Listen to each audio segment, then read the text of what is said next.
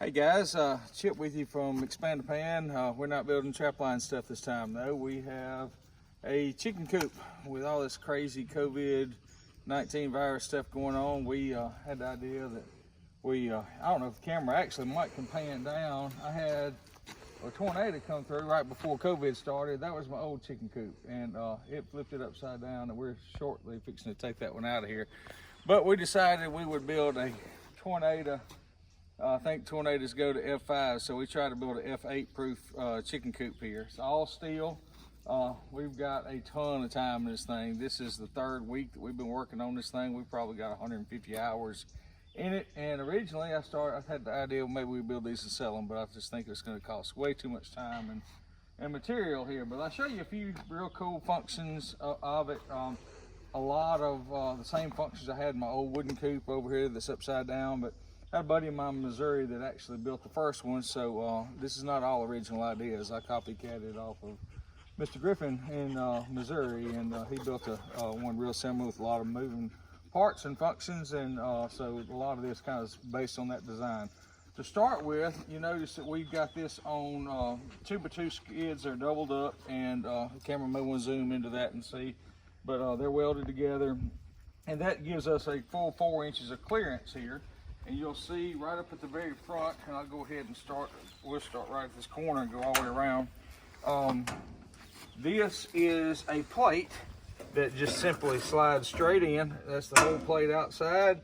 Super simple. When you get ready to move it up a skid, drop it right back down. And I've got bolts here. On the camera may be able to see it. I don't have the nuts on them, but the bolts right here, I have wing nuts there. That's going to tighten this up. That we're actually up about a ½ inch. This will stick down into the ground to keep a snake or anything from there.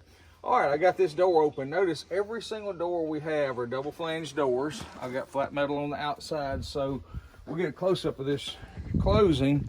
So when this tubing door closes, it's got a solid back, so there's no way a snake can go in, hit that back wall, turn. It's too tight of a corner, and he can't make that turn. So you also notice on this front door, we have a chicken door. So once our new girls are here and we can trust them to be out for a little while. We'll probably keep them up a couple of weeks till they learn this is home. We can actually just open this up and pin it right there, and they're free to come and go during the daytime. So we can close this up, and we don't have to leave the big door open all the time. So that'll close right back up. And notice on the inside our ramps. The other one I had a hinge there. This on the ramps here actually comes up to our front porch. This is flat iron with expanded metal to give them a little grip to come up, and they can go into the nesting box. Now, I'll let the camera stay right there looking at the nesting box while I go around. It's a really cool thing here. Notice I'm on the outside of the coop, and I can just, a simple mechanism, and raise that nesting box, okay? To let them down the same way. Say I wanted to move this up a footprint or two, and I'm going to talk about that here in just a second. For the fertility value that you'll get, we'll move this up about every week. But I just wait till the evening when my hens are inside. Obviously, the door will stay up most of the time like that. You can see it's just on a cable and pulley system right here. 2 fingers. I could actually do it with my 2 little fingers here. Super simple. Wait till the hens go inside, close it. Now nobody's in danger. I'm good to pull my 2 end caps up like I showed you to start with, and we can scoot this up a footprint. I'll go ahead and cover that while I'm here. You'll notice this is my house, and you notice that I'm trying this bare spot in the yard right here. This ground is on top of a bald hill. It's not a lot of fertility here, so that's one reason I chose this spot. So I'll move it up a footprint each week. We'll have organic fertilizer by the chickens right there, and hopefully by the end of the summer, as each week we'll move up a spot, scoot it over, pull it back, scoot it over, pull it back. Hopefully by the end of the summer, I'll have this whole yard fertilized natural and organically like that. Okay, I'm gonna go ahead and leave the door open for right now, and we'll continue on around and show you some other pretty neat functions. Right now, you may be able to notice that up top, you got on the eaves right here, you have expanded metal.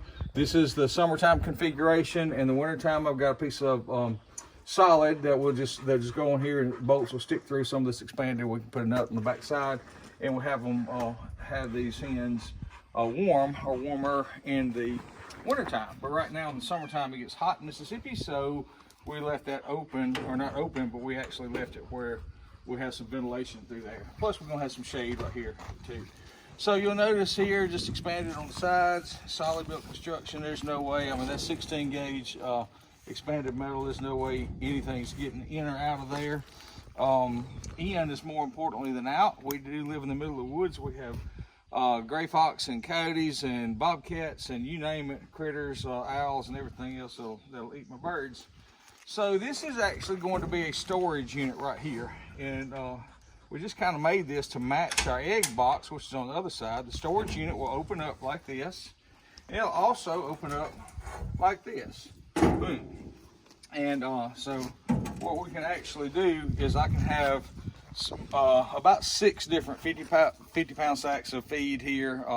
If I need to put the eggshell, oyster shell stuff for the digestive system or whatever else, medication, anything I need for my hens can go in here. This box is completely sealed. It too has the double flange system here. Keep any rain out. It's weatherproof as well as mouse proof or critter proof, so nothing can get in there. On top of that, we've been around every crack with silicone and had them all sealed up. So I originally had a thought to put this on a piston hinge, but there's really no need to. I just kind of let my stick hang in there. Here again, double flange doors everywhere, tight close, tight fit, weatherproof storage facility, anything I need to store in there. Okay, coming on around to the back here, pretty interesting feature right here, having another access door to the back, but I'll have automatic feeders and waters in here, and that's what these contraptions are for. This will slide out. I don't want to leave it about halfway, and I don't know, the camera may have to get in there to see. I've got a chain link welded right here, and I'll have my water. I've used a 7.5 gallon water system. It'll be hanging right here. I'll use I think those are 5 gallon, there may be 7.5 on those two, feed system, and they'll hang. Go on, Charity, y'all go on. My dogs want to get in the YouTube video here. So they'll basically slide out. So now my feed was right here. If I need to take the bucket completely out, I can. It'll just be on a hook system, or I can leave it there and feed it. Put feed in there or water with a hose, or feed with a smaller bucket or whatever. When I get done, simply slide these back in. My feed is hanging directly under this weather protected box here, so my feed's not getting rained on. And keep fresh water as I put it in there. Then of course this will close tight. Again, double flanged all the way around, so everything's protected.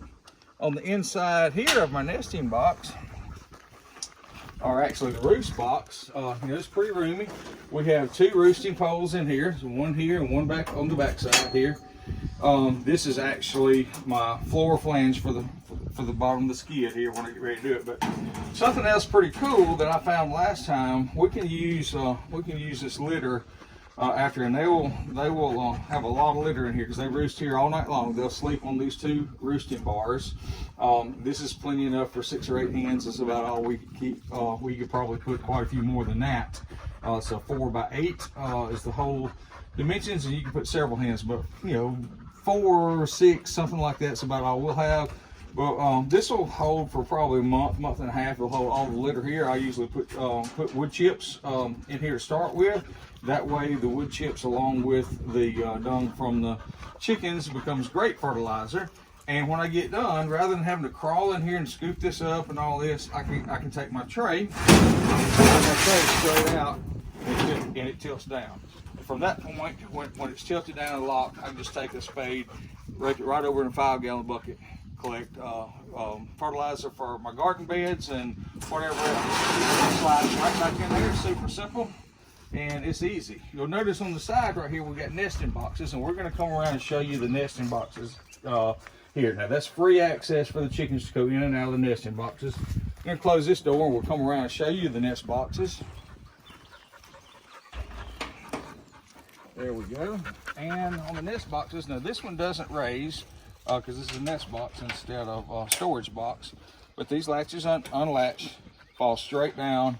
Again, double flanged. I have wood chips in here, and the eggs. What I've noticed is, seems like periodically they'll use this box, and sometimes they'll use this one, but a lot of times they'll use the same box, and they'll kind of kind of move their choice from time to time, but most of the eggs will be right here.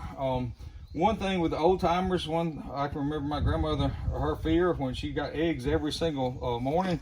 Theirs were not nearly this tight, but she could open them up and there'd be snakes in there. So number one, our construction, we built it where I believe this is snake proof. But number two, if there was, you can kind of peek over in here to make sure that you're not gonna encounter an unwanted critter before you open it up. And this will actually fall completely down. So if you get kids, it's a pretty cool thing to do with kids, to let them gather the eggs. You completely down, they can pop up on a stool, you can pick them up, whatever, they can gather the eggs right there. And then when you're done, you simply close it up. Super simple. That's just back up, and that's basically it. You'll notice my last one actually had wheels on, but this one I just did a straight out skid system. I did weld some chain links here, and so I just take a regular chain, loop it in one of the loops, and I can take a four-wheeler or a pickup. I actually moved it with my tractor just because I got my bush hog on, and have the tractor sitting here handy. You don't have to have a tractor to move this thing. The whole thing probably weighs 600 to 700 pounds, something like that. It's more than you want to pull around by yourself, but at the same time you can scoot it around. I could probably rock it here, and that's at the heavy side right there, but I could probably rock it if I had somewhere good to hold. I don't want to be in my roof, but yeah, I can move it a little bit. So it's not just super heavy, but it does have a little weight to it, and should serve us well for a long time to come. So guys, we were real proud of what we had done here. We worked on it a long time. I think we got something that hopefully will be the last chicken coop we ever have to build, and just thought I'd share it with you guys, because a lot of times you may be looking to do a similar type project, and maybe some of these ideas that we kind of showed you here will be something that you can use. If you have any questions or comments, feel free to contact me at www.expandapantraps.com is our website, or expandapan@gmail is our email. So feel free to contact me with any questions. We'd love to hear from you.